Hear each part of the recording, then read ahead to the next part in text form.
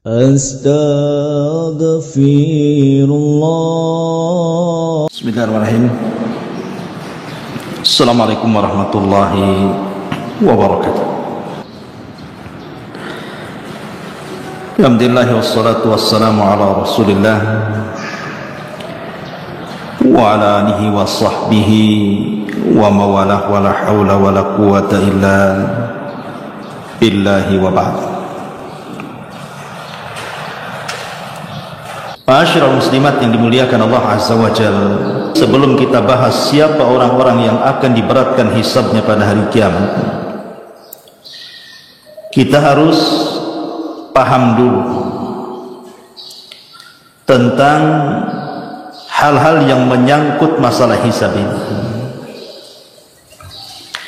Kenapa sampai ditegakkan hisab? Apa saja perkara-perkara yang menyangkut dengan hisab? Siapa orang-orang yang pertama dihisab? Dan siapa yang diberatkan hisabnya? Tentu ini pembahasan yang cukup panjang, tapi saya akan berusaha untuk menyingkat. Ma'asyiral muslimat yang dimuliakan Allah Azza wa Jalla, yang pertama yang perlu dipahami bahwa tegaknya hisab ini berdasarkan keadilan Allah.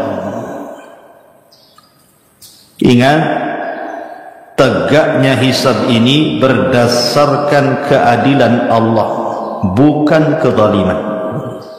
Karena Allah suka keadilan dan tidak suka kezaliman.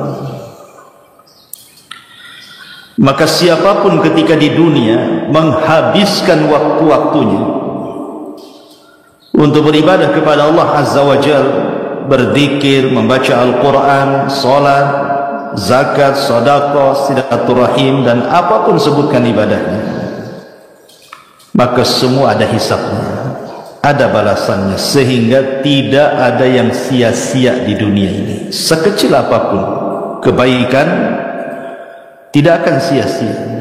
Wa man ya'mal mithqala dzarratin khairan yarah. Lah, sebagaimana orang-orang yang berlaku baik di dunia ada hisabnya, begitu juga para pelaku kezaliman, para pelaku dosa dan maksiat, semua ada hisabnya. Sekecil apapun dosa ada hisabnya. Sehingga jangan macam-macam dengan dosa, semua ada balasannya. Ketika Allah Subhanahu wa taala tidak membalas dia di dunia, ingat, di sana ada balasan yang jauh lebih perit lagi. Karena Allah yang mengatakan wa man ya'mal mithqala dzarratin syarran yarah. Ini yang pertama, bahwa hisab itu didasari keadilan Allah, bukan kezaliman. Allah Maha Adil. Yang kedua, seorang hamba pada hari kiamat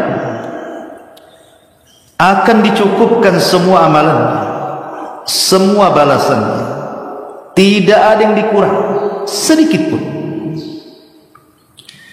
Di dunia, kalau kita membalas kebaikan orang, terkadang balasan kebaikan kepada orang itu tidak sebagaimana kebaikan orang itu kepada kita, kan? Ada saja kurangnya. Tetapi di akhirat tidak. Kebaikan akan dibalas sesuai dengan kebaikan yang dikerjakannya, sebagaimana keburukan juga akan dibalas dengan keburukan yang dikerjakannya. Dan Allah tidak akan pernah mengurangi itu. Kemudian yang ketiga, bahwa kelak pada hari kiamat manusia tidak akan menanggung dosa orang lain. Manusia itu tidak akan menanggung dosa orang lain. Dia hanya mempertanggungjawabkan dosanya saja. Dosa orang lain ditanggung orang lain. Tidak ada urusan dengan kita. Wala taziru waziratun wizra ukhra. Dan seseorang itu akan menanggung dosanya masing-masing. Kemudian yang nomor 4 yang berkaitan dengan hisab pada hari kiamat adalah jabrun naqsi fil faraidi minan nawafil, bahwa hal-hal yang sifatnya lalai seseorang dari melaksanakan kewajiban, umpamanya ibu sholat wajib, lalai dalam sholat wajibnya, tidak khusyuk, kurang tumaknina dan begitu seterusnya, maka akan ditempel oleh amalan-amalan sunnah. Maka amalan-amalan sunnah itulah yang akan menempel kekurangan kewajibannya, dan itu masuk pada hisab. Seperti sholat sunnah rawatib, atau kalau dalam puasa Ramadan ada puasa di bulan Sya'ban atau puasa Syawal dan begitu seterusnya. Kemudian juga hisab juga yang nomor 6 ya. Hisab juga kelak pada hari kiamat akan diletakkan 2 timbangan. Timbangan kebaikan dan timbangan keburukan. Mana-mana timbangan kebaikan lebih berat, maka dipastikan dia masuk surga. Mana-mana timbangan keburukan yang lebih berat, dipastikan masuk neraka. Mana-mana yang kemudian seimbang antara kebaikan dan keburukannya, maka dengan syafaat dan rahmat Allah dan atas kehendak Allah juga bisa saja Allah masukkan ke dalam surga. Kemudian yang nomor 7 juga di antara hal yang berkaitan dengan hisab pada hari kiamat, bahwa niat yang baik, ibu punya niat dan belum diamalkan kebaikan itu, maka tetap akan ada hisabnya pada hari kiamat. Sebagaimana niat jahat kemudian belum melakukannya dan ditinggalkannya, baik karena Allah, baik karena lemahnya dia melakukan atau karena tidak sukanya dia melakukan, semua ada hisabnya pada hari kiamat. Jadi niat saja ada hisab. Maka hati-hati soal niat ini, jangan sembarang niat. Kemudian juga yang nomor 7 di antaranya adalah ada seseorang yang berbuat kebaikan di dunia. Kebaikan itu kan bermacam-macam nilainya, Bu ya. Ada satu amal itu satu kebaikan, ada satu amal itu 10 kali lipat kebaikan, ada satu amal itu dilipat gandakan menjadi 700 kali lipat kebaikan, ada amalan itu yang tanpa batas lipatannya, semua akan dihisab, semua ada balasan. Sebagaimana dosa juga ada yang satu dosa itu dilipat gandakan, dosanya sama, tetapi terkadang dilipat gandakan, maksiatnya sama tapi terkadang dilipat gandakan dosanya. Seperti orang yang melakukan dosa di asyuril hurum, di bulan-bulan hurum, itu kan beda ketika dia melakukan di luar bulan hurum. Atau orang yang bermaksiat di Mekah akan berbeda dosanya kalau dia bermaksiat di luar Mekah, walaupun satu jenis dosanya, tetap ada hisab. Ma'asyiral muslimat yang dimuliakan Allah Azza wa Jalla, termasuk juga berkaitan dengan qisas pada hari kiamat, bahwa setiap kezaliman itu yang berkaitan dengan orang lain atau berkaitan kezaliman kepada binatang atau kezaliman kepada sesama manusia, semua ada hisabnya, ada qisasnya kelak pada hari kiamat. Sehingga jangan sembarang orang melakukan kezaliman. Termasuk juga bahwa amalan orang-orang kafir, mereka tidak ada timbangan, karena apa yang mau ditimbang amalannya hancur. Makanya ulama mengatakan orang yang tidak akan ditanya, tidak akan dihisab pada hari kiamat itu 2 manusia. Dia tidak akan ditanya dan tidak akan dihisab. Pertama, para nabi tidak akan dihisab, mereka direct masuk surga.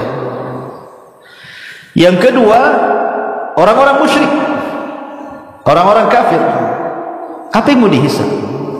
Tidak ada amalan sedikit pun, direct masuk neraka. Ya. Ma'asyiral muslimat yang dimuliakan Allah Azza wa Jalla. Kemudian juga diantaranya termasuk juga yang berkaitan dengan hisab adalah as-sitru lil mustatir. Orang-orang yang akan ditutupi aibnya saat dihisab pada hari kiamat. Seperti orang yang suka menutup aibnya orang lain, maka Allah akan tutup aib dia pada hari hisab kelak, pada hari kiamat. Dan begitu seterusnya. Dan banyak juga amalan-amalan yang lain yang berkaitan dengan hisab. Taib. Lalu siapa orang-orang yang pertama kali dihisab? Ada beberapa riwayat yang disebutkan oleh para ulama. Secara umum orang yang pertama kali dihisab adalah kaum muslimin, orang-orang Islam, umat Nabi SAW. Itulah umat yang pertama kali dihisab sebelum umat-umat yang lainnya. Dan ini keistimewaan umat Islam, umat Nabi SAW. Lah di antara umat Islam ini yang pertama kali dihisab adalah seorang sahabat Rasul, namanya Abdullah ibnu Abil Asad. Abdullah ibnu Abdil Asad. Itulah yang pertama kali dipanggil dihisab pada hari kiamat. Dan ini hisab kebaikan. Tetapi kalau hisab keburukan, yang pertama kali dipanggil saudaranya, namanya Al-Aswad ibnu Abdil Asad. Itu dua bersaudara, Bu. Yang pertama Abdullah ibnu Abdil Asad, dia sahabat Nabi masuk Islam. Saudaranya namanya Al-Aswad ibn Abdil Asad, ini kafir, musuh Islam. Inilah dua-duanya yang pertama kali dipanggil dari umat Islam. Adapun dalam riwayat yang lain disebutkan di antara orang-orang yang akan dipanggil pada hari kiamat adalah orang-orang yang suka memaafkan atau mudah memaafkan kepada orang lain. Sebagaimana hadis yang dikeluarkan Imam Ibnu Abi Hatim dan juga Imam Baihaqi dalam kitab Syu'abil Iman dari Al-Hasan, Nabi SAW bersabda, "Idza waqafal ibadu lil hisab yunadi munadi." Apabila hamba-hamba Allah diberdirikan untuk dihisab, dipanggilah oleh pemanggil, liyakum man ajruhu 'ala Allahi falyudkhilil jannah. Berdirilah orang-orang yang disembunyikan pahalanya oleh Allah, masukkan mereka ke dalam surga.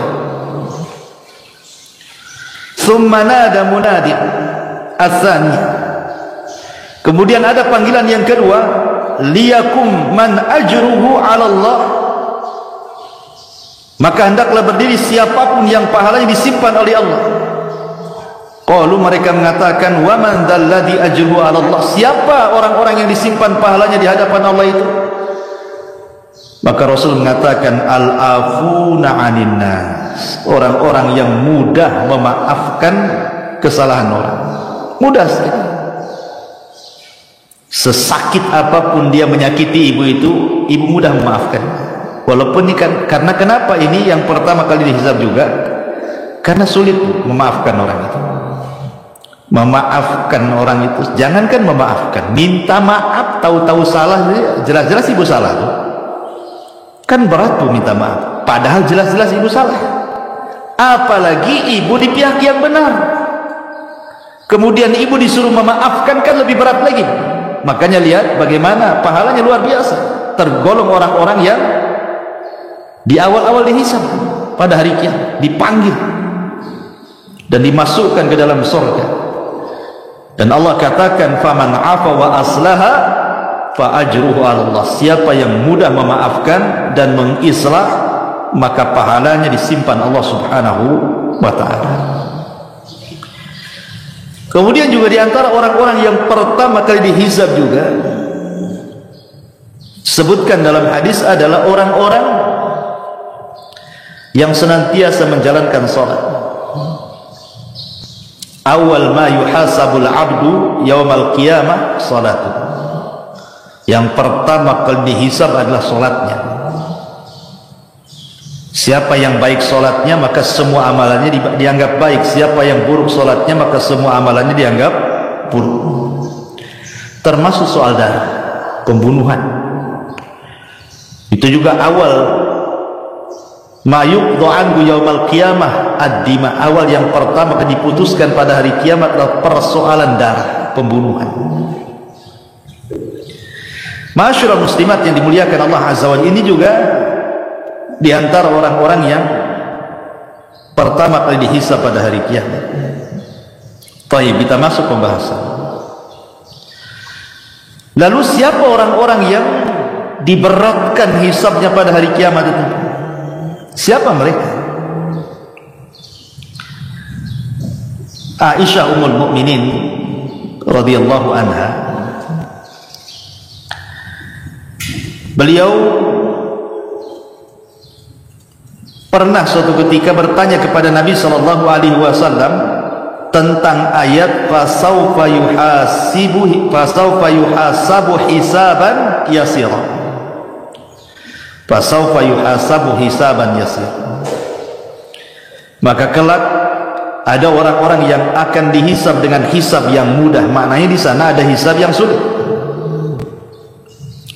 Maka Nabi sallallahu alaihi wasallam ketika itu mengatakan, man usiba udzib, man usiba udzib. Siapa yang dihisab secara detail oleh Allah Azza wa Jalla pasti binasa. Siapa yang dihisab secara detail pasti binasa. Maksudnya apa? Ada sebuah hadis yang dikeluarkan oleh Abu Dzar Al-Ghifari radhiyallahu anhu, yang dikeluarkan Imam Muslim. Nabi SAW mengatakan, inni la a'lamu akhiru ahlil jannah dukulan. Aku paling tahu siapa orang yang paling akhir orang masuk surga. Maksudnya masuknya. Wa akhir ahlin nar khurujan minha, dan yang terakhir penduduk neraka yang keluar dari neraka. Siapa mereka? Rajulun yu'ta bihi yaumal qiyamah. Seorang laki-laki akan didatangkan di hadapan Allah pada hari kiamat. Fayuqal, dan dikatakan, i'ridu alaihi sighara dhunubihi. Tampakkan kepadanya dosa-dosa kecilnya. Dan dia sudah ketakutan karena disuruh ditampakkan dosa kecilnya, belum lagi dosa besarnya. Maka tiba-tiba kemudian setelah ditampakkan dosa-dosa kecilnya, kemudian Allah ampuni. Kemudian dia pun meminta untuk ditampakkan dosa-dosa besarnya, karena melihat dosa kecilnya diampuni, apalagi dosa besar, menurutnya dia begitu. Tapi dalam hadis, warfa'u anhu kibaraha, dan angkat dosa-dosa besarnya. Fatu'radu alaihi sigharu dhunubihi, maka ditampakkan padanya dosa-dosa kecilnya. Fayuqal, maka dikatakan, amilta yauma kada wa kada wa kada wa kada, apakah engkau melakukan ini. Wa amilta yauma kada wa kada kada wa kada, dan engkau juga mengamalkan pada waktu hari ini itu dan lain sebagainya. Maka orang ini mengatakan, na'am ya, na'am ya, la yastati'u an yunkira wa huwa mushfiqun min kibari dhunubihi an tu'rada alaihi. Dan dia tidak bisa ingkar, tidak bisa mungkir dari dosa kecilnya, dia mulai ketakutan dengan dosa besarnya. Fayuqal, maka dikatakan padanya, innalaka makana kulli sayyi'atin hasanah. Bagimu telah dihilangkan perbuatan burukmu dan diganti dengan kebaikan. Maka orang ini mengatakan, Rabb, qad amiltu asya'a la araha hahuna. Ya Rabb, aku sudah mengamalkan sesuatu yang aku tidak bisa melihatnya di sini. Falaqad ra'aitun nabiyya sallallahu alaihi wasallam dhahika hatta badat nawajib. Kata Abu Dzar, aku melihat Rasul tertawa sampai gerhamnya nampak. Maksudnya apa hadis ini? Hadis ini menjelaskan tentang hisab yang mudah. Hisab yang mudah itu adalah hisab yang tidak ada rincian secara detail. Jadi kalau ibu dipanggil, ibu tidak ditanya soal rincian-rincian dosa, tetapi ibu hanya ditanya dosa-dosa kecil saja. Kemudian setelah ditanya, ibu mengakui dosanya, maka Allah mengatakan dosa yang kecil yang ibu lakukan aku ganti dengan kebaikan. Dia sudah mulai ketakutan tuh, tetapi setelah dia mendengar bahwa dosa kecilnya diganti kebaikan, kemudian dia berpikir bagaimana dosa besar. Maka Allah subhanahu wa ta'ala tidak mempermasalahkan dosa besarnya. Inilah yang disebut dengan hisaban yasira, namanya ibu ya, hisabnya mudah. Hanya ditampakkan amalannya saja, suruh mengakui tanpa ada perdebatan, dan tidak dirinci. Hanya sebagian kecil dosa saja ditanyakan, dan dosa-dosa yang lain dianggap ditutup. Ini kan luar biasa. Inilah disebut hisaban yasira, namanya hisabnya mudah. Tapi kalau hisabnya berat, hisabnya sulit, inilah hisab yang seseorang akan selama kehidupannya itu akan diaudit seluruh amalannya. Akan diaudit seluruh amalannya, yang kecil sampai yang kecil sekali, yang nampak, yang tidak tampak, yang badan, yang hati, semua akan dirinci. Tidak ada yang terlewat sedikit. Ini namanya hisab yang berat, namanya. Betul-betul ditanyakan semuanya. Tidak ada yang kecil, tidak ada yang besar, semua akan ditanyakan. Dan ini adalah hisab yang sangat berat. Hisab kalau sudah seperti ini berat sekali. Jangankan ibu ya, di akhirat, andai seseorang itu terkena kriminal lah di dunia, tangkap sama polisi, diperiksa sama polisi. Kadang-kadang polisi ini nanya dari pagi sampai malam tuh. Ada yang 100 soalan, ada yang 200 soalan, sampai ngaku bu. Sampai panas keringat dingin tuh. Dan kita tahu polisi punya trik tuh, supaya dia ngaku tuh. Itu di dunia keringat dingin dibuatnya gitu. Jadi apalagi hisabnya Allah. Hisabnya Allah bukan kayak polisi. Hisabnya Allah itu sangat detail. Kita di hadapan orang bisa berbohong, bisa berdusta gitu ya, pura-pura jadi psikopat gitu ya, pura-pura gila depan orang. Depan Allah tak bisa main pura-pura gila. Semua akan ditanya sedetail-detailnya. Ini yang bahaya.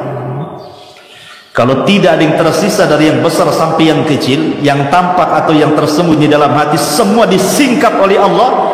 Inilah yang disebut dengan hisaban asira, hisab yang sangat berat, melelahkan, sangat sulit. Yang terkadang terjadi munaqashah di sini, terjadi perdebatan antara orang yang dihisab dengan Allah Subhanahu wa taala yang menghisab.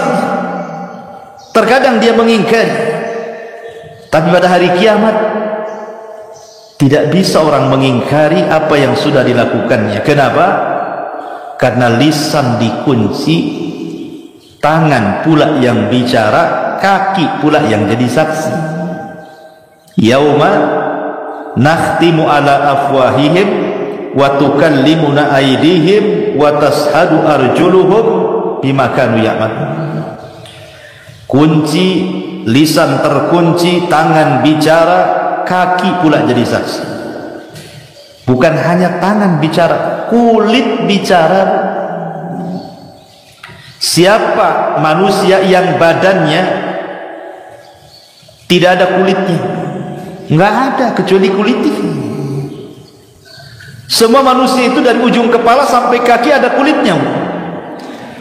Artinya bahwa tidak ada satupun tempat di badan kecuali kulit tahu perbuatan yang dilakukannya. Ketika kulit ini menjadi saksi di hadapan Allah Azza wa Jalla, badan protes kepada kulit, lima syahidtum alaina. Hei kulit, kenapa engkau bersaksi untuk badanmu sendiri? Kulit mengatakan, antaqana Allah, Allah yang buat aku bicara, katanya. Semana pula Allah yang buat aku bicara? Lihat, tidak ada sekecil apapun kecuali akan dihisab. Ini berat sekali, melelahkan. Ma'asyiral muslimat yang dimuliakan Allah Azza wa Jalla, lalu apa saja yang berhubungan dengan hisab-hisab yang berat ini? Yang pertama, berhubungan dengan dosa yang berkaitan dengan hamba. Ini akan berat. Berat sekali hisab. Jangan pernah melakukan dosa yang ada hubungannya dengan hamba. Saya analogikan begini saja, Bu. Ibu punya hutang ke 100 orang. Sudah jatuh temponya, tak dibayar. Dicarilah ibu ke 100 orang itu di dunia. Kira-kira ibu mau sembunyi di mana? 100 orang nyari ibu. Masing-masing orang yang ibu hutangi itu nyuruh debt collector. Preman-preman pula yang disuruh. Apa ibu nggak debar-debar tuh? Mau nyembunyi di mana? Di kolong ranjang? Nggak bisa. Terpaksa lah ibu keluar dari Batam. Itu baru dicari 100 orang tuh. Ibu sudah kebingungan tuh, mau kemana nih? Mau kemana? Nggak selamat saya. Itu di dunia itu, kalau kita berbuat dosa kepada manusia, pinjam utang 100 orang nggak dibayar, dicari oleh 100 orang, udah kebingungan. Jangan sampai di akhirat, Bu, ibu dicari oleh manusia banyak. Si Anu pernah digibahi, nyari ibu. Si Anu pernah dilecehkan kehormatannya oleh ibu, nyari juga ibu. Si Anu pernah diledeki, si Anu pernah dipukul, si Anu pernah diejek, si Anu, Masya Allah. Coba bayangkan, kalau ibu menggibah satu orang, mungkin dia aja yang nyari ibu. Tapi kalau ibu buat gibah nasional, satu Indonesia nyari ibu. Ada, jangan gibah-gibah jamaah, nanti satu jamaah yang nyari. Itu baru dosa gibah, dicari orang yang digibahinya, kan, Bu? Belum dosa-dosa yang terkait dengan manusia itu di luar daripada gibah. Ngambil tanah orang, itu pun akan dicari sama yang punya tanah itu pada hari kiamat. Apalagi menghina orang akan dicari juga. Itu akan sulit hisabnya. Makanya kenapa orang yang seperti ini disabdakan oleh Nabi sallallahu alaihi wasallam, atadruna mal muflisu hadhil ummah. Kata Nabi sallallahu alaihi wasallam, kalian tahu siapa muflisnya umat ini? Muflisnya umat ini, maksudnya muflis di sini bangkrut, orang yang bangkrut pada hari kiamat.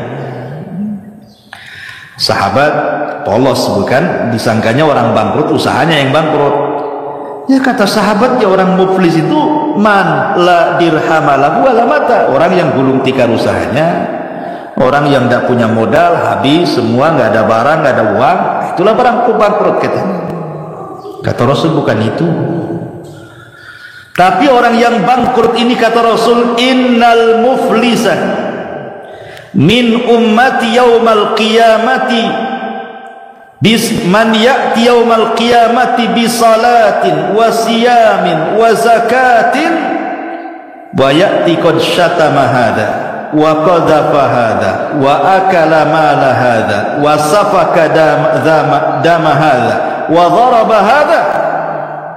Orang yang bangkrut pada hari kiamat itu, satu sisi dia bawa pahala salat, bawa pahala puasa, bawa pahala zakat dan pahala-pahala ibadah yang lainnya.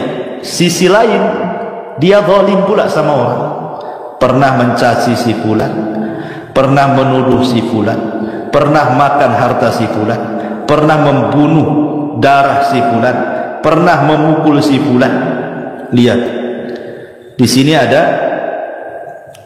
3 soalan berkaitan dengan zalim kepada orang. Dosa lisan, dosa perbuatan, dan dosa hati. Ya. Adapun dosa lisan seperti mencaci, memaki, menuduh, ini dosa lisan. Menggibah, apalagi dosa lisan banyak, mengejek, baik dengan mata, dengan isyarat, dengan lisannya gitu ya. Macam-macam. Ataupun dengan perbuatan, memukul, membunuh, ya, mengambil harta orang.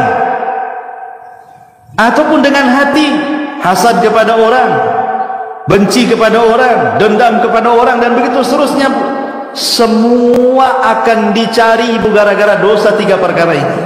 Dan ini akan menyulitkan hisab ibu nanti pada hari kiamat. Makanya di dunia, siapa yang di dunia sedikit dicari orang, maka dia akan dimudahkan hisabnya pada hari kiamat. Kalau di dunia banyak dicari orang, maka di akhirat pun akan dipersulit hisabnya. Maka persedikitlah melakukan dosa kepada manusia, supaya jangan dituntut banyak-banyak orang. Sehingga dari sini apa? Jaga lisan dan jaga perbuatan. Al-muslimu man salimal muslimuna min lisanihi wa yadi. Seorang muslim itu yang selamat orang muslim lain dengan lisan dan tangannya. Sedikitkan, ya, gibah kurangi, kalau bisa janganlah, bukan dikurangi, jangan. Kalau dikurangi masih gibah namanya. Hal-hal yang seperti itu. Kemudian hal-hal yang menjurus kepada dosa orang, kurangi komentari orang. Jangan kepo. Apa itu kepo? Kepolisi, tanya-tanya. Ya, kepo itu bahasa Cina atau bahasa apa? Ya kepo lah kan, orang jalan mungkin tak lurus jalannya, pincang. Kok gitu jalannya, katanya. Ngapain ibu tanya? Urusan dia lah jalannya kayak gitu. Yang nampak orang jalan gemuk itu kan, tak pandai dayat orang itu, kata. Lah, tak pandai pula dayat sama orang. Pakaian tak cocok dengan kulit. Cemana kulit hitam pakaian merah kurang. Jadi merah hitam lah, orang merah putih harusnya, katanya. Subhanallah, kok kepo gini orang ini kan. Itu kurangi dosa-dosa kayak gini nih. Memang dia nggak dengar ucapan ibu, tapi nanti pada hari kiamat nyari ibu lu. Dulu kok yang ngomong aku hitam merah, kan gitu ya. Dulu kok yang bilang aku pincang lari-lari gitu. Semua akan ditanya, kurangilah kepo-kepo. Itu urusan dengan orang, itu kan dicari orang nanti. Siapapun semakin banyak yang nyari orang karena perbuatan orang ini kepada orang lain, oh itu makin sulit tuh hisab. Maka berhenti, stop, jangan melakukan dosa pada manusia. Ya. Ini yang pertama. Yang kedua, persoalan keikhlasan. Persoalan keikhlasan. Usahakan dalam beramal itu jangan sampai diberikan kepada selain Allah Azza wa Jalla. Karena ada orang-orang yang nampaknya berbuat baik, harusnya dia dapat hisab yang mudah, atau boleh jadi tidak dihisab. Rupanya dia pula hisabnya sulit. Ketika dia beramal kebaikan, diniatkan bukan karena Allah. Dalam sebuah hadis Nabi SAW mengatakan, awal ma yuqda anhu awal man tusyu'ira bihi yaumal qiyamah. Orang yang pertama kali disentuh pada hari kiamat adalah 3 manusia. Siapa 3 manusia? Pertama orang pakar Quran, yang kedua pakar sedekah, yang ketiga pakar jihad. Dohirnya kan bagus Bu ya, pakar Quran bagus, sodakoh bagus, jihad bagus, bagus tiga-tiganya. Masalahnya tiga-tiganya beramal untuk selain Allah. Nanti akan dipanggil tuh pada hari kiamat. Tampakkan amalannya. Betul kau itu yang baca Quran tuh, khusyuk-khusyuk tuh. Betul ya Rabb, itu saya. Apa maksudmu tuh? Aku baca Quran karenamu ya Rabb. Kata Allah, kadzabta, dusta kau. Kau ini baca Quran biar orang mengatakan kau seorang qari saja, ya kan? Kemudian ahli sedekah juga mengatakan ditampakkan amalnya. Itu siapa tuh yang bersedekah atau bolak-balik ke Darul Ilmi itu masih uang sedekah tuh? Itu aku itu. Apa yang maksudkan kau di situ? Oh iya, aku bersedekah karenamu ya Rabb. Allah mengatakan kadzabta, dusta kamu. Kau bersedekah biar disebut dermawan aja. Seorang mujahid ditampakkan amalannya. Itu siapa itu yang perang pemberani itu? Hebat kali dia perangnya, banyak dibunuhnya musuhnya. Itu aku ya Rabb, katanya. Untuk apa kau di situ? Qataltu fika ya Rabb. Aku berperang karena Allah katakan kadzabta, dusta engkau. Kau ini berperang supaya orang mengatakan kau pahlawan aja tuh. Jadi lihat amal-amal seperti ini bahaya. Ini memberatkan hisab. Ya. Kemudian juga hal-hal yang memberatkan juga selain daripada perkara-perkara ketidakikhlasan. Amalan ini bukan karena Allah Subhanahu wa taala gitu. Termasuk juga Bu, ada amalan-amalan itu yang kalau bisa dihindari. Karena ini berat azabnya pada hari kiamat. Contohnya apa? Contohnya umpamanya Rasul mengatakan salasatun la yanzurullahu azza wa jal yaumal qiyamah. Allah tidak akan melihat kepada tiga orang ini pada hari kiamat. Siapa mereka? Al-aqu liwalidayhi. Ini juga yang berat hisabnya. Orang yang durhaka kepada orang tua. Orang yang durhaka dengan orang tua. Sama dosanya, hisabnya juga berat. Wal mar'atul mutarajjilatu, ataupun laki-laki yang menyerupai perempuan yang menyerupai laki-laki atau sebaliknya, LGBT. Dan sekarang banyak perempuan yang menyerupai laki-laki, ngomong digede-gedein, pakaian dibuat kayak laki-laki, pakai jas, pakai jin dibawa-bawa di kakinya. Jadi ada pakaian diketat-ketatin, ngapain coba? Itu bukan kodratnya perempuan. Ini besar nih ikobnya pada hari kiamat. Ataupun dayuth, kepala rumah tangga yang tidak punya kecemburuan sama sekali. Nggak punya kecemburuan, nggak apa-apa mau istrinya maksiat, mau anaknya maksiat, nggak peduli dia. Dayus, lihat ini juga besar dosanya, ya, dan berat hisabnya juga ya. Ataupun sebagaimana Nabi SAW mengatakan al-mannan, dalam riwayat yang lain mannah, suka menyebut-nyebut pemberian ya. Atau dalam riwayat yang lain tiga orang yang tidak akan diajak bicara Allah pada hari kiamat dan bahkan tidak akan dibersihkan. Syekhun zanin, orang tua yang berzina, malikun kadzab, penguasa para pendusta, dan orang miskin sombong. Saya ini heran kalau ada orang miskin sombong, Bu. Udah miskin sombong lagi kan gitu. Kalau orang kaya sombong wajar lah kan dia. Ada yang disombongkan kaya. Orang miskin sombong, apalah yang disombongkan itu? Tak tahu diri itu namanya. Ini besar dosanya. Ya.